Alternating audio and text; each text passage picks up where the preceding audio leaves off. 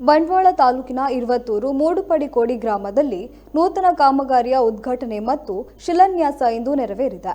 ಸುಮಾರು 1,74,00,000 ವೆಚ್ಚ ಅನುದಾನದಲ್ಲಿ ನಿರ್ಮಾಣವಾದ ಕಾಮಗಾರಿಯ ಉದ್ಘಾಟನೆಯನ್ನು ಬಂಟ್ವಾಳ ಶಾಸಕರಾದ ರಾಜೇಶ್ ನಾಯ್ಕ ಅವರು ನೆರವೇರಿಸಿದ್ದಾರೆ.